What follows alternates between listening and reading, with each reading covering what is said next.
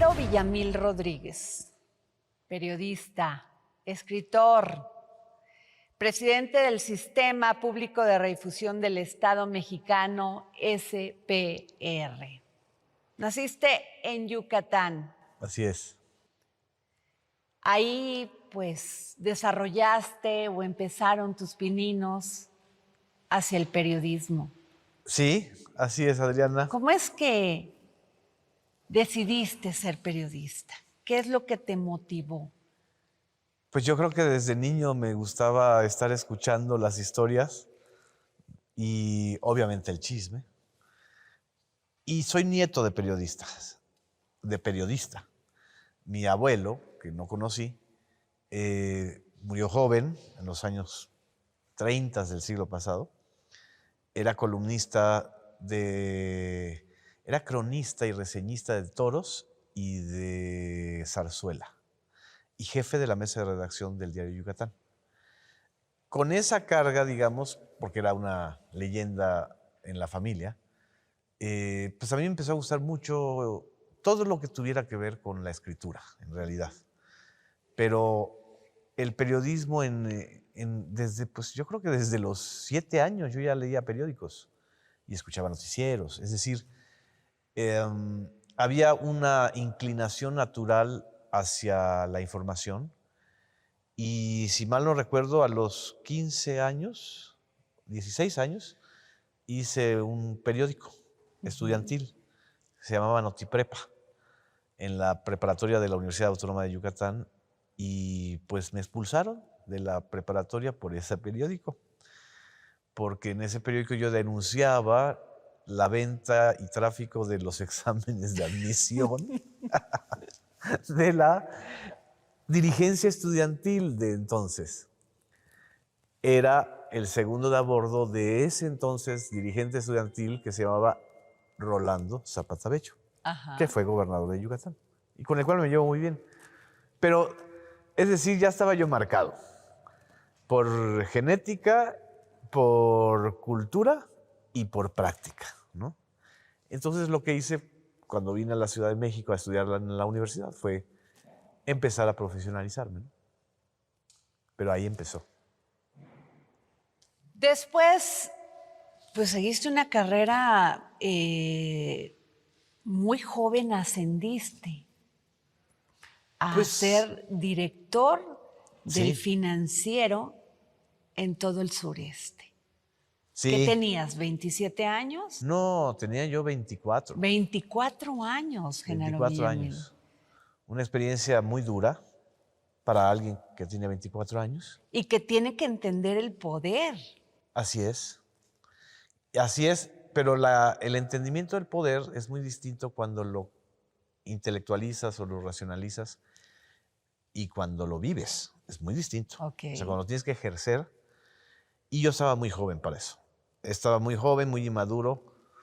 Y obviamente, pues ocurrió la crisis del 95, la crisis económica del 95. Y pues se fueron cerrando muchas plazas laborales. Y en ese entonces, el Financiero Sureste, que era un proyecto bellísimo, casi como el Tren Maya, abarcaba los 5 estados del sureste, Campeche, Yucatán, Quintana Roo, Chiapas y Tabasco.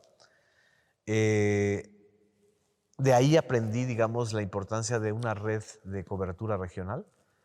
Pues fue apagándose poco a poco y lo terminaron cerrando, desgraciadamente.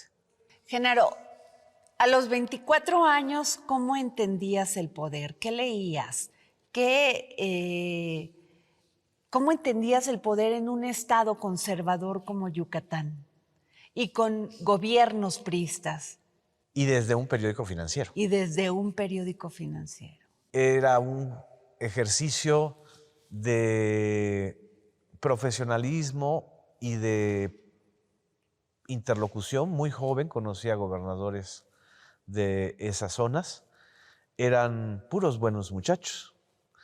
En Tabasco estaba Roberto Madrazo. En Yucatán estaba Víctor Cervera Pacheco. En Quintana Roo estaba Mario Villanueva. En Campeche estaba otro gobernador que era el menos el menos truculento de todos. Y en Chiapas, si mal no recuerdo, estaba Albores Guillén. Okay. Entonces imagínate, pues me veían como un bebé, un chamaco. Sobre todo Cervera Pacheco, a quien yo conocí y por supuesto me amenazó de manera verbal.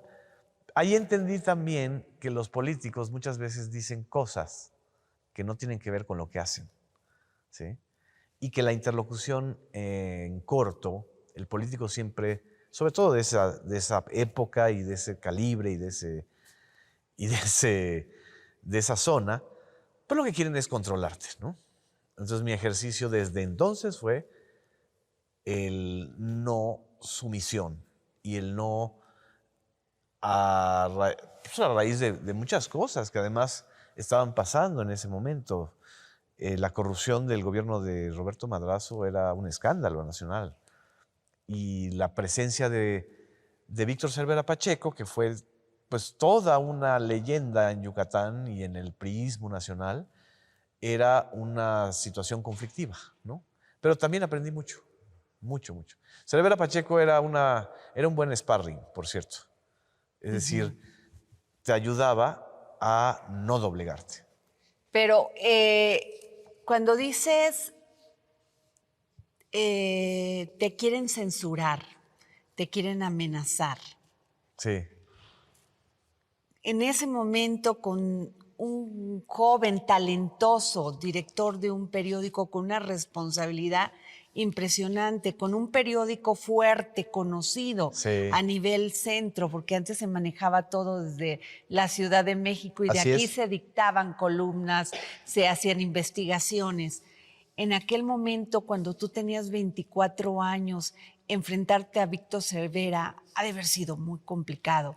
Pero, ¿cuál fue esa amenaza que te lanzó y que te generó que no podías y que tenías que hacerle frente al poder en tu condición de periodista?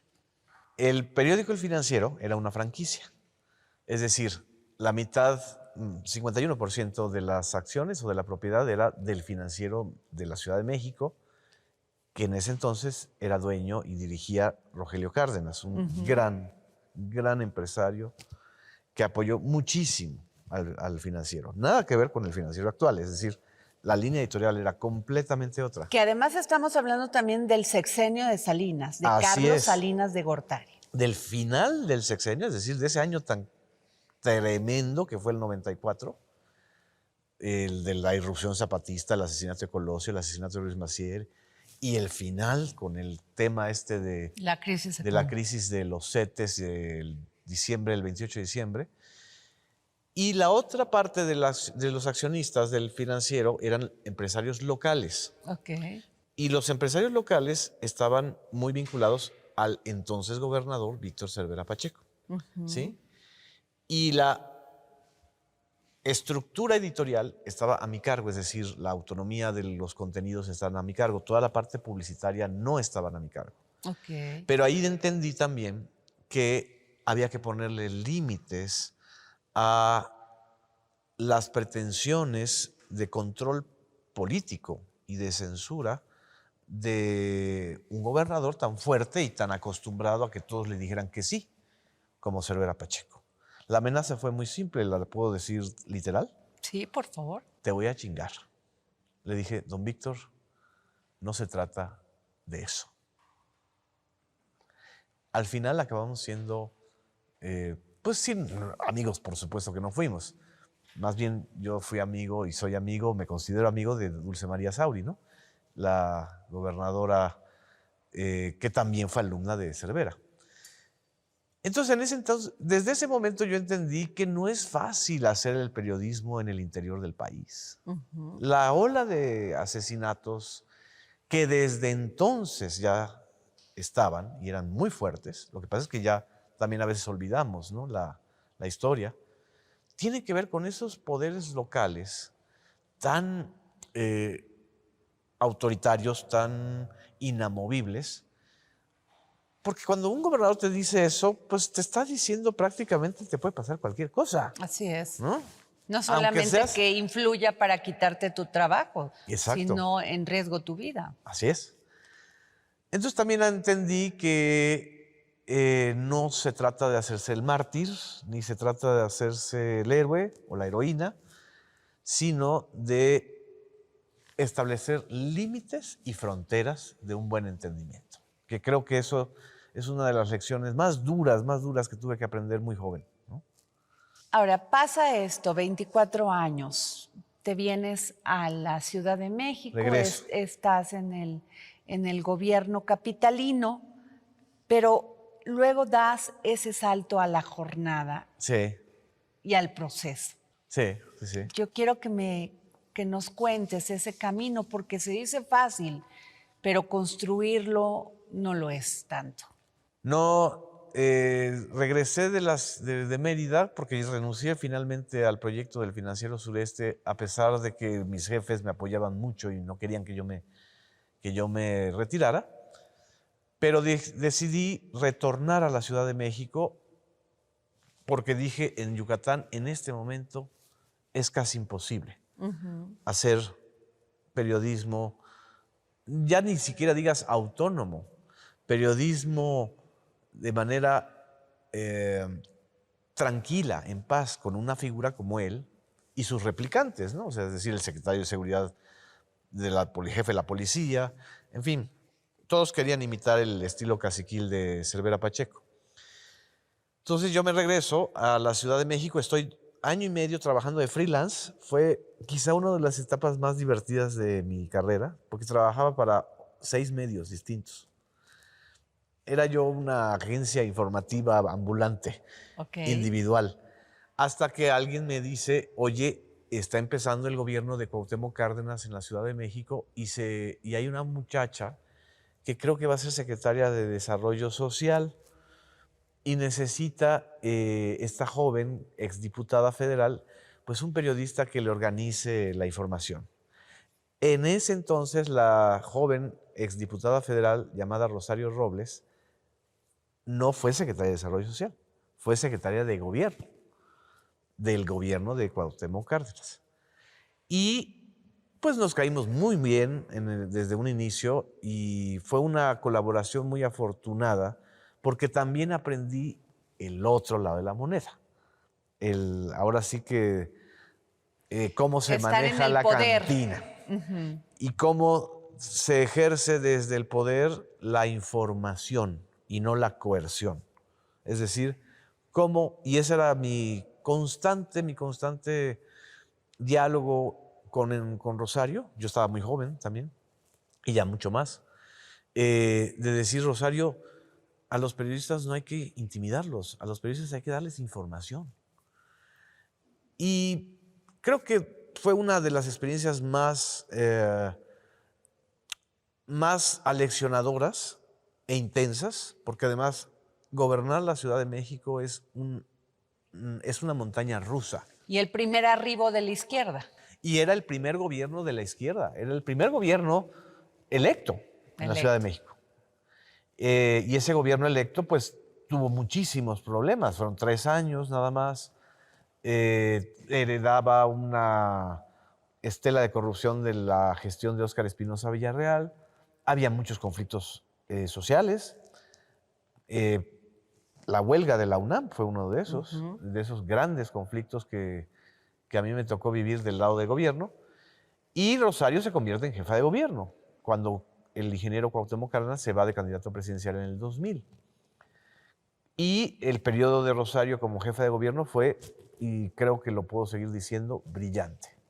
Creo que fue una de las experiencias de una mujer política en el poder. ¿Cómo recuerdas a Rosario Robles en aquel entonces? Una mujer muy echada para adelante, muy operativa y ejecutiva, es una gran operadora y muy comprometida con sacar adelante el proceso del cambio político en la Ciudad de México. Y pues lo puedo decir, y eso creo que lo reconocen todos, el buen gobierno de Rosario, en un año, permitió que la izquierda repitiera electoralmente, en medio del fenómeno Fox. Y ahí es cuando gana la Ciudad de México Andrés Manuel López Obrador. Ahí lo conoces. Ahí lo conozco. Bueno, lo conocí Él era el dirigente nacional del PRD y a veces, pues sí, había interlocución con Rosario, que se llevaban muy bien en ese entonces, y con el ingeniero Cuauhtémoc. Cuando fuiste director del Financiero Sureste, ¿tuviste la oportunidad de ver todos No, fíjate que ahí ¿no? no lo conocí. No, los reporteros de Tabasco seguían mucho las movilizaciones del 94 de López Obrador, ¿no?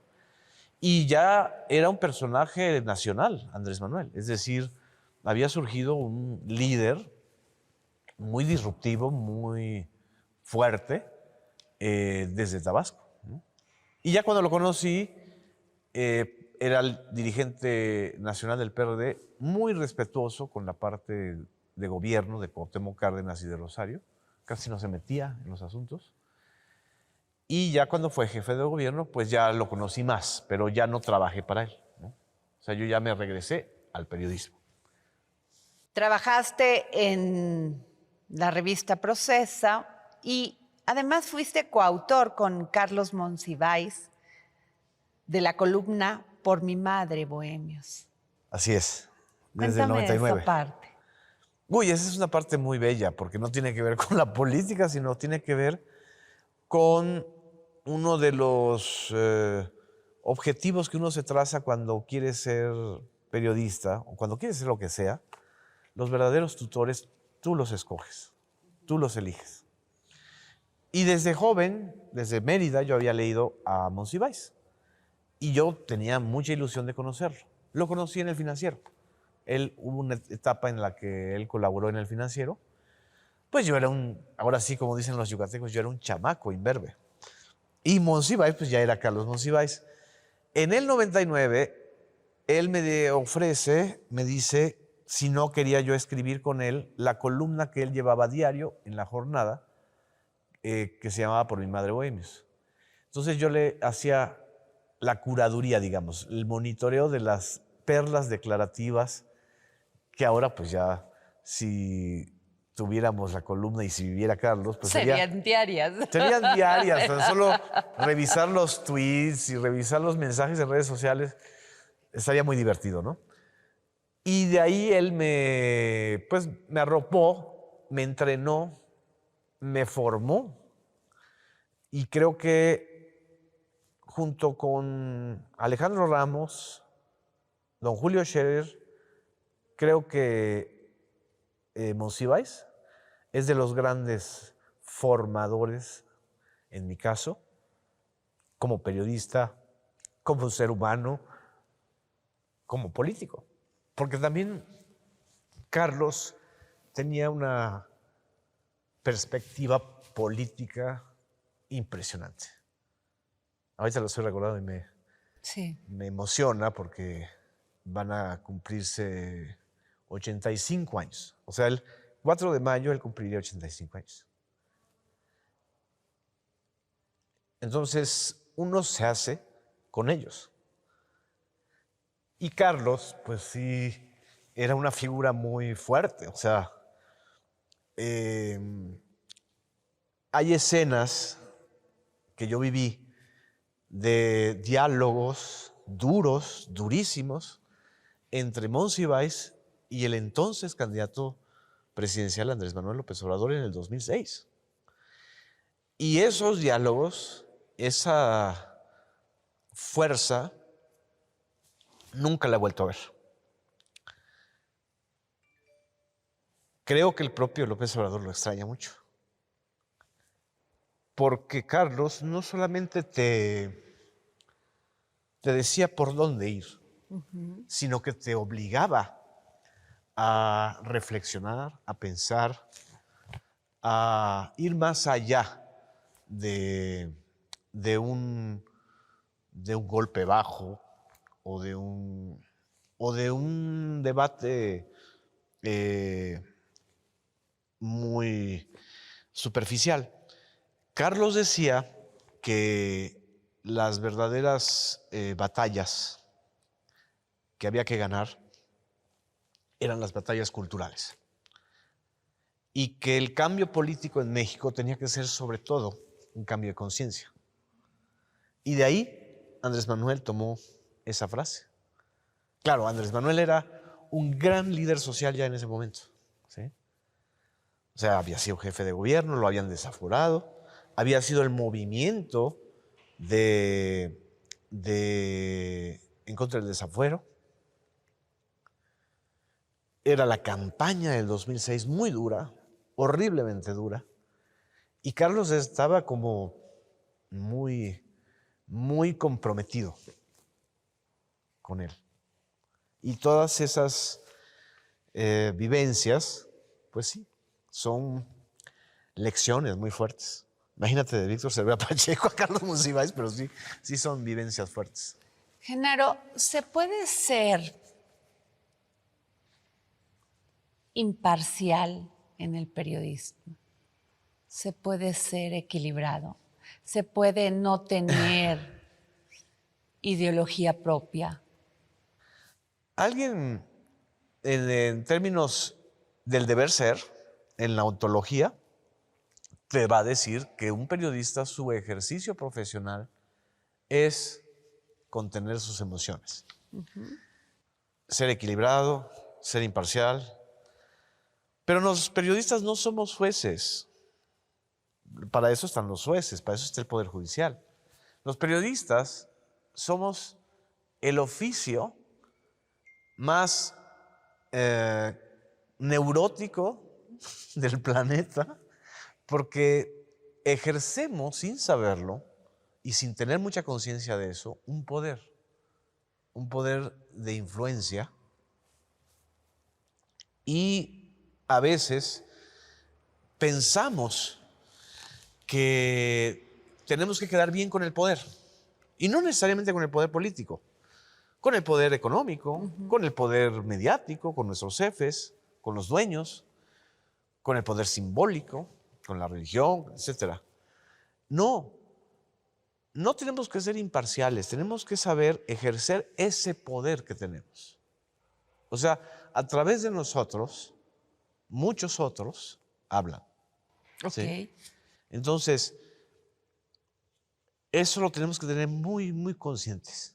Si no lo tenemos consciente, entonces pensamos que la influencia que podamos ejercer es por nuestra capacidad.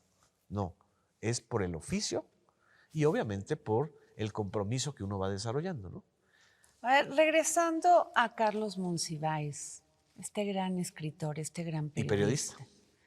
este gran ideólogo Sí, en muchos también. casos.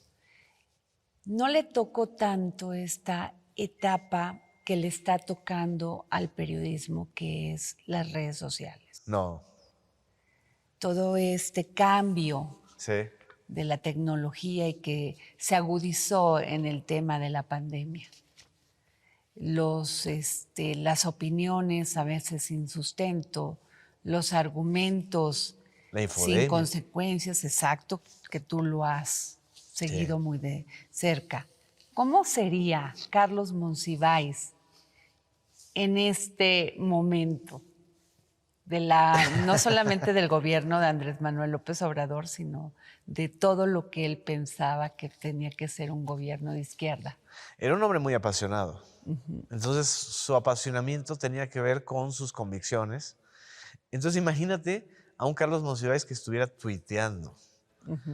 Y obviamente sería muy divertido porque tenía un sentido del humor muy desarrollado, una ironía muy desarrollada, que obviamente pues incomodaba a sus interlocutores, ¿no? O sea, él hizo de la ironía, de la inteligencia y de el sentido del humor, como Voltaire, como muchos grandes intelectuales de la Ilustración francesa y de la Revolución Francesa, o incluso de la época liberal mexicana.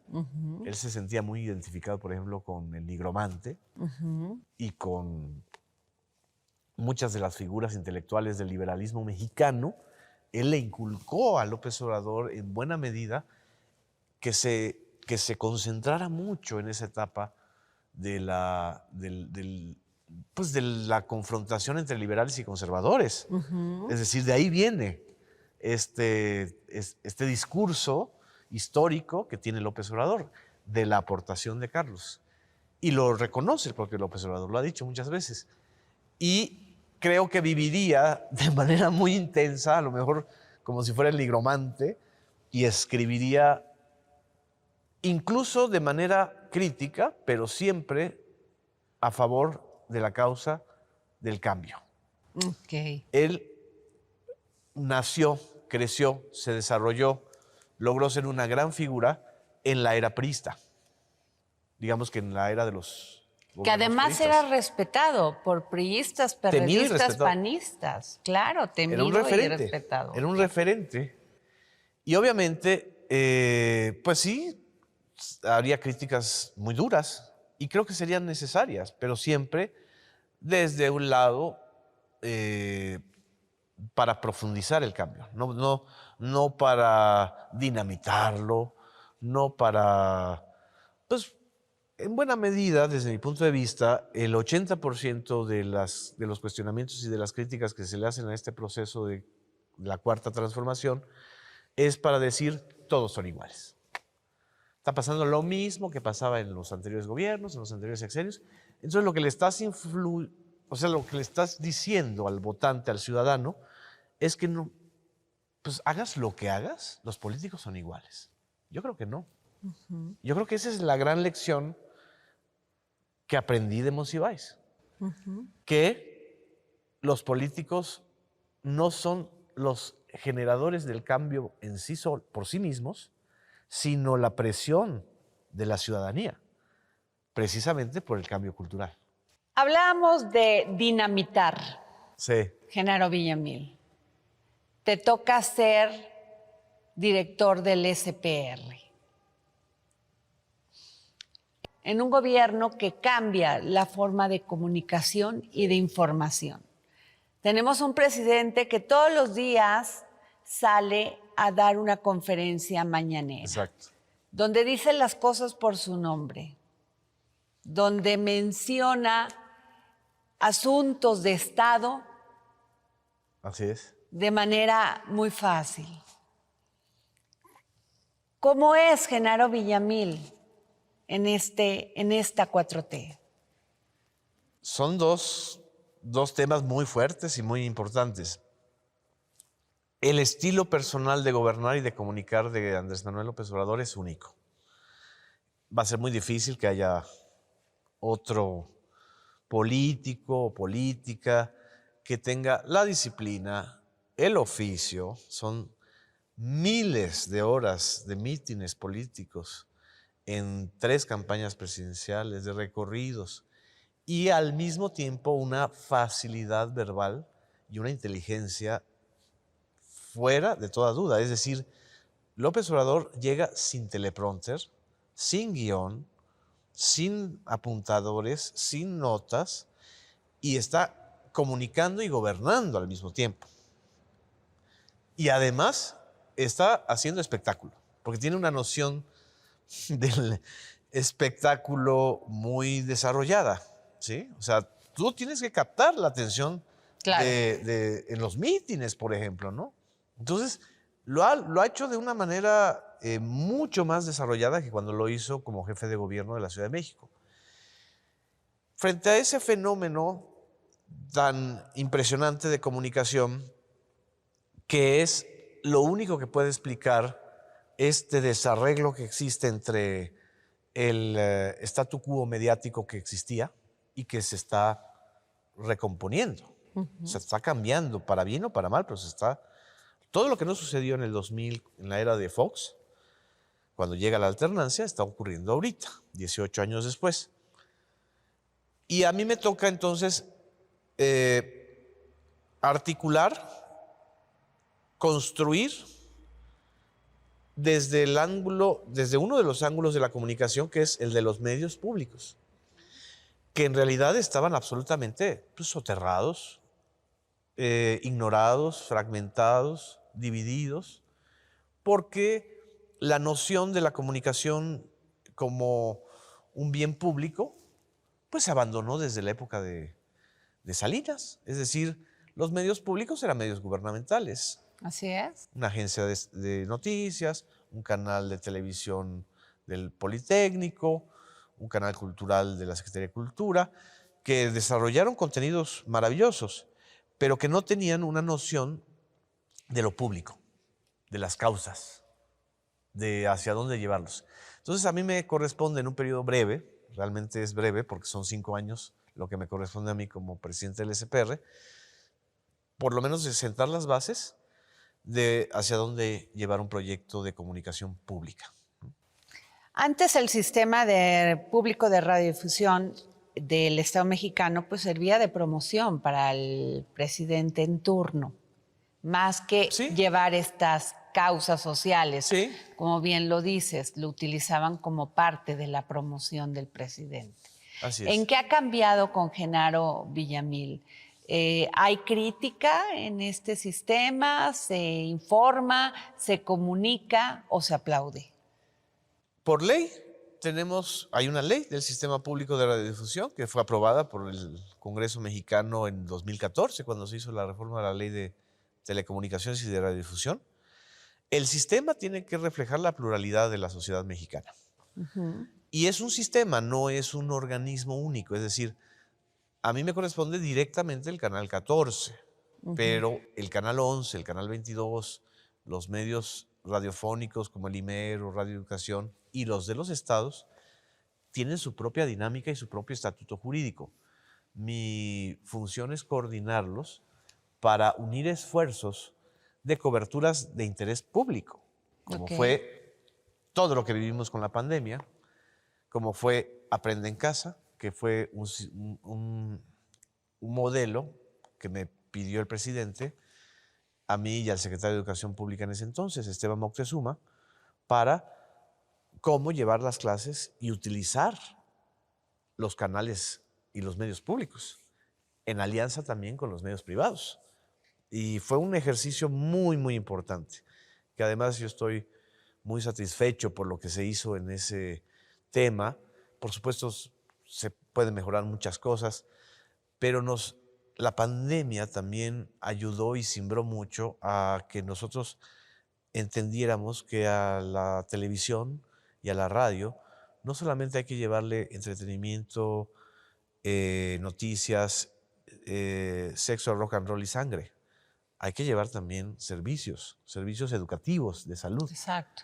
Entonces yo creo que esa es la función que me ha correspondido y eso se puede observar tanto en el Canal 11 como en el Canal 14, como en el 22, en el IMER. Se incluyen las posiciones hasta de los adversarios más radicales, ¿eh? Y a una costa de las críticas de los sectores que a veces son más intolerantes. Siempre hay un sector muy intolerante dentro de un cambio político, ¿no? Pero también eso tiene que ver con algo que aprendí de Monsiváis, la alfabetización política. Los mexicanos no crecimos acostumbrados a la pluralidad. No la toleramos por cultura, ¿sí? Esto se hace porque se hace. Nos dicen desde niños, ¿no? Claro. ¿Sí? Y si alguien opina distinto a mí, es mi enemigo. O sea, lo tomamos personal. O sea, se vuelve un asunto personal. Entonces, los medios públicos también deben servir para eso, para acostumbrarnos al debate, a la confrontación de ideas y, por supuesto, también a la difusión y a la información de las acciones de gobierno, porque son acciones públicas, no son propiedad de Andrés Manuel López Obrador, son propiedad del Estado, del ente público, ¿no? Esto que hablas de la pluralidad es muy importante, Genaro, porque México no estaba acostumbrado que sus funcionarios públicos tuvieran debate con los periodistas. Así es. O sea, que se enfrentaran y tampoco existían las redes sociales. Así es. Así ¿no? es. ¿Qué tan sano es esto?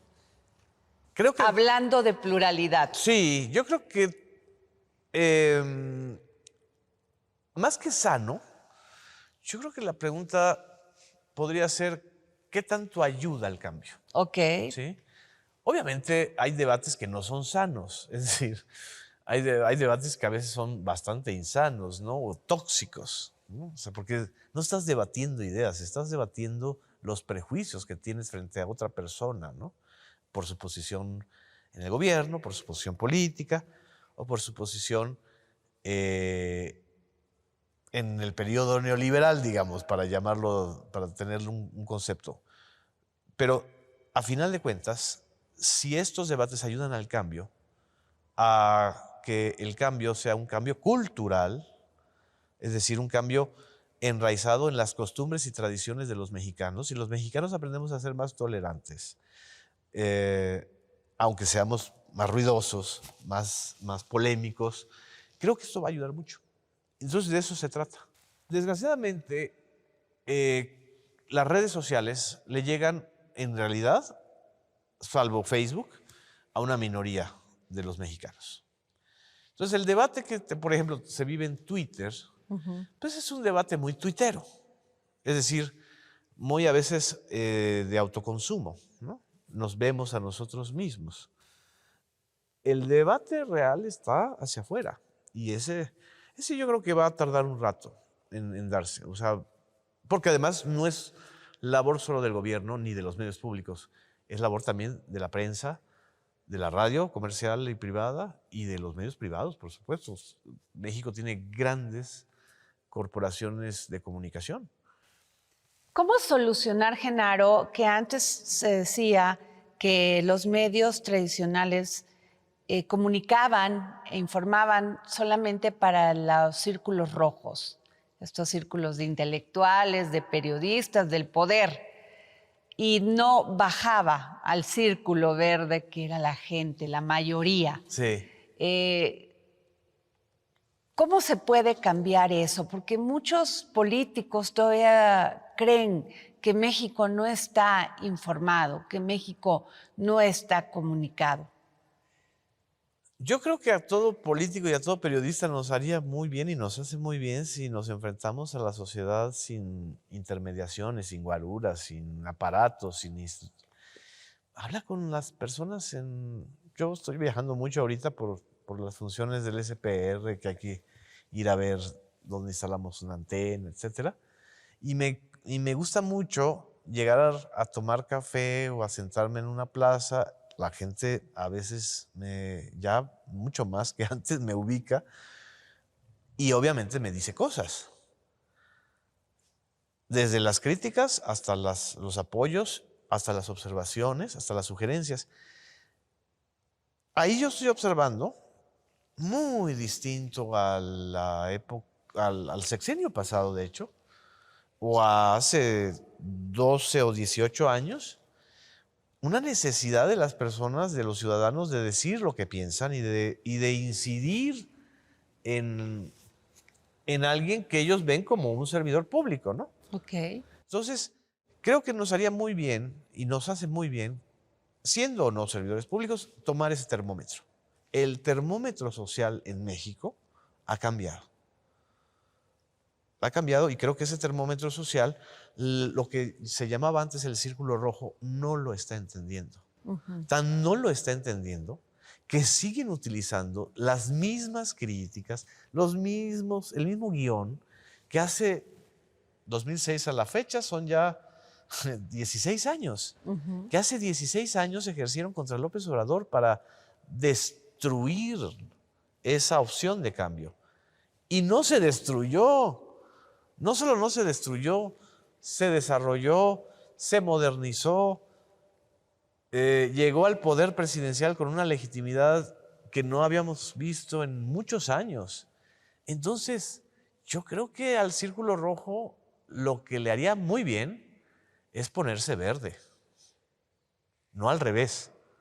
No que los grandes debates del Círculo Rojo bajaran al círculo verde de la población. ¿La última palabra la tienen los medios? No, por supuesto que no. No, lo tienen Se las creía audiencias. así. Claro, porque nos creímos el apotegma de McLuhan, los medios son el mensaje. Desde las redes sociales, desde la irrupción de la web 2.0, las audiencias son el mensaje, no los medios. Ok. Medio que pierde audiencia, contenido que pierde audiencia, periodista que deja de tener credibilidad frente a sus audiencias, lo está perdiendo todo. Eso es lo que creo que es y eso no es solo en México, eso sí es un fenómeno global. Genaro, como presidente del Sistema Público de Redifusión del Estado mexicano, ¿qué retos tienes? Porque cuando vemos este mismo sistema, o como se pueda llamar en Inglaterra, Sí. producen cine, tienen recursos, hacen televisión de gran nivel, funcionan como parte del gobierno, pero también funcionan como empresa. Exacto. Generan dinero, dan empleos. Sí. ¿Cuál es el reto de Genaro Villamil? Bueno, el mío en lo personal es poder cumplir con el proyecto que me planteé y queda año y medio, poquito más de año y medio, que es terminar de articular un sistema público, de televisión al menos, que sea nacional. Es decir, que si nos viene otra pandemia, podamos tener sistemas de multiprogramación pública que puedan llegar al 90 o 80% de la población. Y a donde no se pueda llegar la radio. Ese es el reto. Y además, dejar muy consolidado un canal nuevo, que es el Canal 14, relativamente joven, tiene 10 años de existencia, impulsar la producción independiente, abrir ese canal a voces distintas y a experimentos muy nuevos. Yo veo al Canal 14 como este espacio de vanguardia, o sea, donde siempre se necesita en un sistema público una televisora o una radio donde tú puedas experimentar y luego lanzar proyectos hacia otros canales públicos o privados. Ese es mi reto como funcionario. Ahora, el reto del sistema público de medios si tomamos en cuenta la BBC, es un reto enorme, pero también hay que contextualizar. La BBC tiene más de 100 años, es parte del Estado británico, nació siendo un bien cultural y público que los británicos lo asumen como tal. Tal es así que pagan un impuesto, igual que los países escandinavos y Alemania, por sostener esos medios, que no dependen del gobernante o de la reina. En el caso mexicano, evidentemente no hay que pedirle impuestos a los ciudadanos mexicanos que ya pagamos muchos impuestos, sino más bien consolidar un proyecto público. No tiene que desplazar al proyecto privado, tiene que coexistir, pero tiene que coexistir de una manera en donde se plantee una opción de contenidos, de enfoques, ya sean experimentales o de vanguardia, pero públicos. Yo creo que en unos 10 años más vamos a poder consolidar eso. Ahora, ¿cómo está el SPR frente a los procesos electorales? ¿Cuál es tu posición? Hemos hecho, por ejemplo, del periodo que me ha tocado, 3 coberturas nacionales conjuntas, la del 2021, la de las federales, la consulta sobre los expresidentes y la reciente sobre la revocación de mandato. Nuestra posición es informar, llevar el ejercicio democrático o el ejercicio de la participación lo más extenso posible. Esa es nuestra posición. La verdad es que los ciudadanos tienen que decidir por quién votan o cómo votan, ¿no? El INE hace unos años se oponía a que hubiese debates, más bien se oponían los representantes de los partidos. De los partidos, exacto. ¿Crees que eso debe de cambiar? Que los mexicanos debemos y las mexicanas debemos ver debates de propuestas, de ideas. Sí, Yo creo que está cambiando. Ahorita, por ejemplo, el domingo pasado, nosotros en la señal de Tamaulipas transmitimos el debate de los candidatos y candidatas a gobernador en Tamaulipas. El de Oaxaca se suspendió por, si no me equivoco, por razones de los propios candidatos. Ok. Pero también lo vamos a hacer en Hidalgo, lo vamos a hacer en Quintana Roo. ¿Qué quiere decir esto? Que no tiene que ser todo a nivel nacional. También hay que consolidar las partes regionales. Y eso sí, lo tengo muy... ¿Estás trabajando en eso? Sí, muy en mi ADN. Pues yo soy de Yucatán, dirigí un proyecto regional, entonces entiendo perfectamente que hay que ir del centro a la periferia. Ok. Y eso, o al revés también, la periferia puede aportar muchas cosas al centro. Entonces, creo que ese es otro gran reto, la regionalización o la consolidación de modelos estatales públicos. ¿Cómo ves la política la política en este momento de gobierno de la 4T? Como Genaro Villamil, escritor y periodista. Y político. Y político. Creo que también... Y funcionario público. Y funcionario y servidor público. Los periodistas somos políticos, ¿eh? Eso se nos olvida muchas veces. Pero hay un texto precioso de Max Weber que se llama El político y el científico. Él habla de las diferencias entre los políticos y los científicos. López-Gatell, López Obrador.